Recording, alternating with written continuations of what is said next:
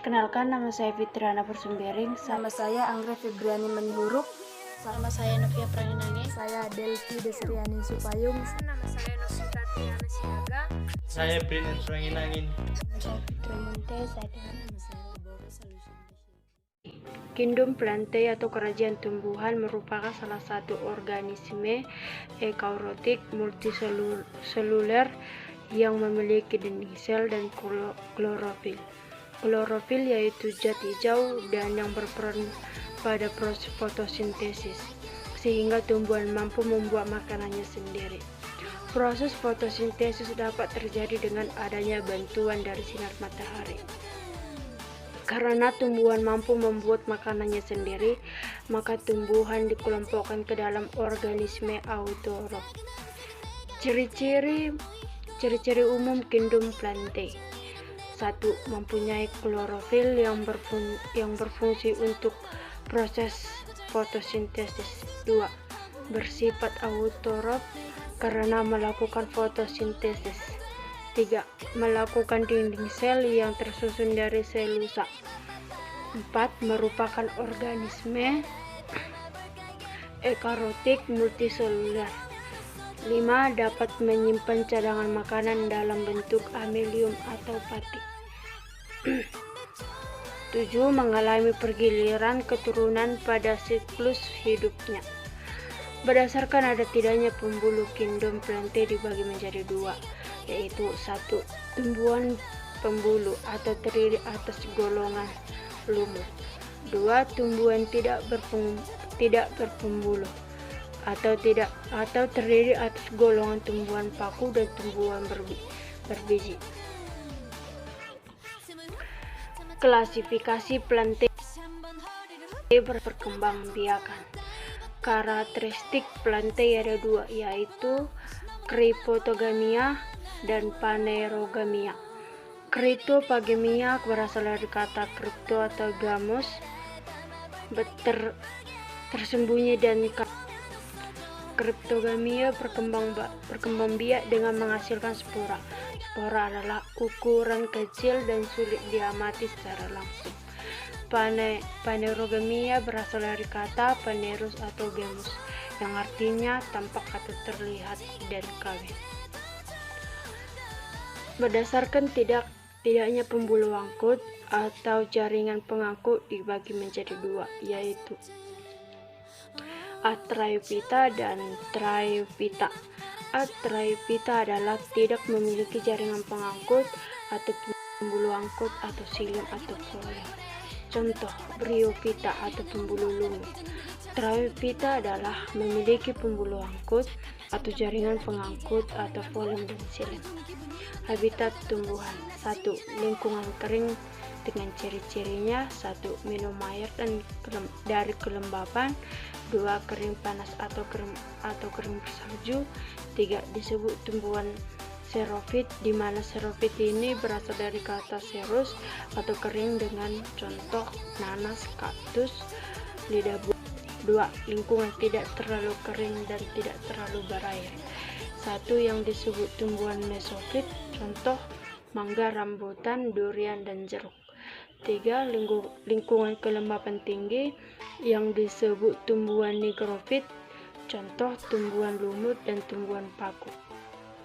4. Lingkungan berair yang disebut tumbuhan hidrofit, contohnya eceng gondok, teratai, dan kangkung air. 5. Lingkungan kadar garam tinggi. Pada pantai dan air laut, tumbuhan halofit, contohnya tumbuhan mangrove. Cara hidup Plantae yaitu 1. Hidup bebas atau autrof, menghasilkan makanan sendiri melalui fotosintesis, contoh mangga, kelapa, tomat, dan masih banyak lagi. 2. Hidup sebagai parasit, memerlukan inang. 3. Hidup secara efektif, hanya menempel pada tumbuhan lain tanpa mengambil nutrisi, contoh anggrek, paku, sarang burung. Klasifikasi lumut. Lumut merupakan golongan tumbuhan peralihan antara tumbuhan bertalus dengan tumbuhan bermukus. Tumbuhan talus tidak memiliki akar, batang, dan daun sejati. Sedangkan tumbuhan berkomus memiliki akar, batang, dan daun sejati. Lumut juga sering kita jumpai di sekeliling lingkungan kita seperti di bebatuan, tembok, dan pepohonan. Tumbuhan lumut dalam proses produksinya mengalami pergiliran yang teratur antara fase vegetatif dan fase generatif. Reproduksi vegetatif dan pembentukan gemma menyebabkan spora dan fragmentasi. Spora dan produksi generatif dengan peleburan dua gamet. Lumut mengalami metagenesis, yaitu pergiliran keturunan. Dan di antara fase vegetatif atau fase sporofit dan fase generatif, fase gametofit hidupnya lebih lama daripada fase sporit. Hidupnya menumpang pada generafit. Ciri-ciri lumut yaitu hidupnya secara berkoloni, tidak berpembuluh karena tidak mempunyai daun. Hidupnya lebih lama dari fase sporofit.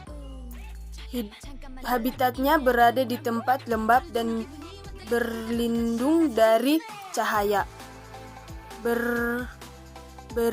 Berukuran kecil, umurnya tidak sampai 1-2 cm, namun ada juga sampai 20 cm.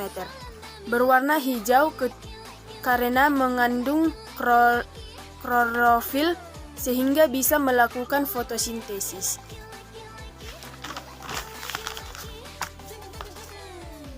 Tidak mempunyai pembuluh seperti eksilem dan folem. Air masuk ke dalam tubuh lumut.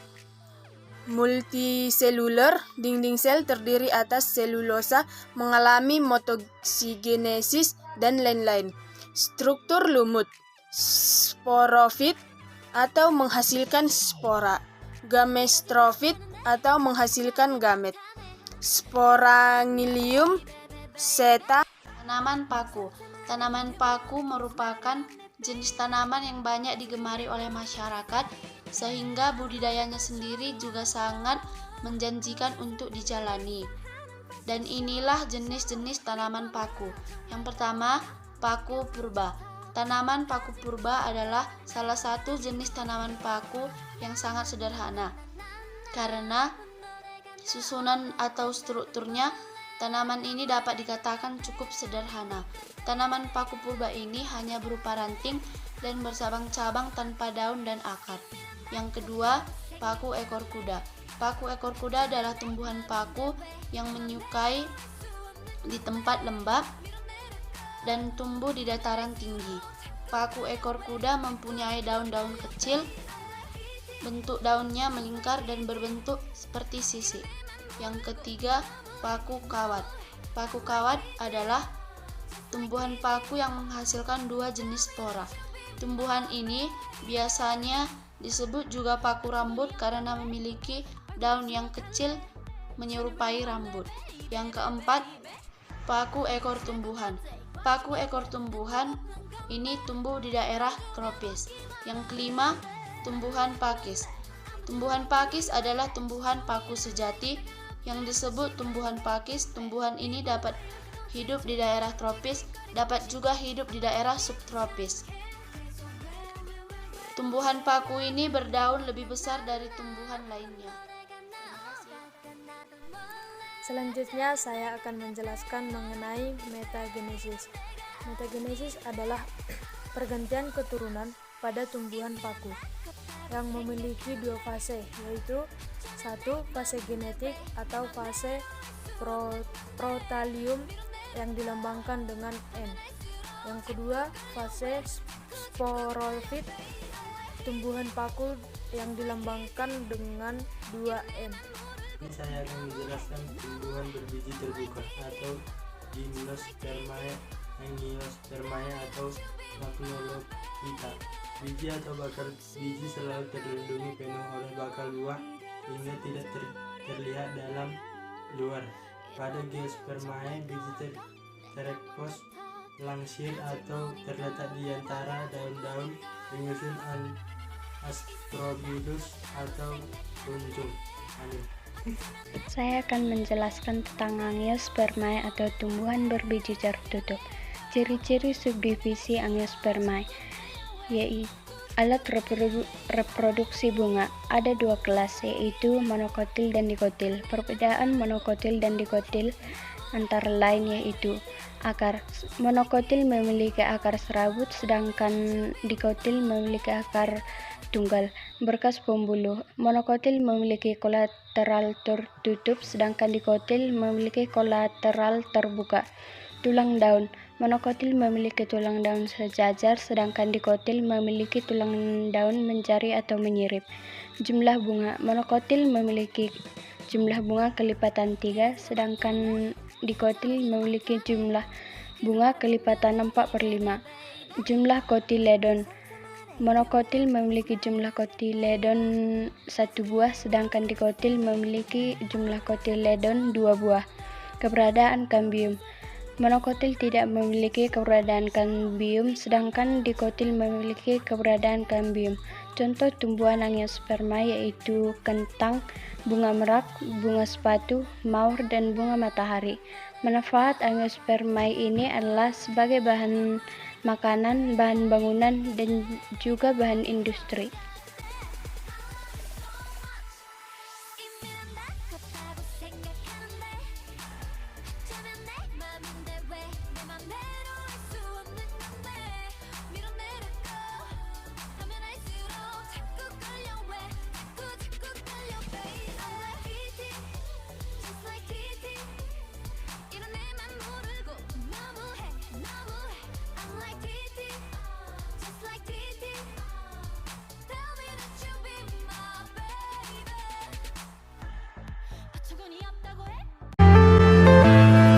I'm saying bye to all the lies and all the times you cried, saying that I wasn't right.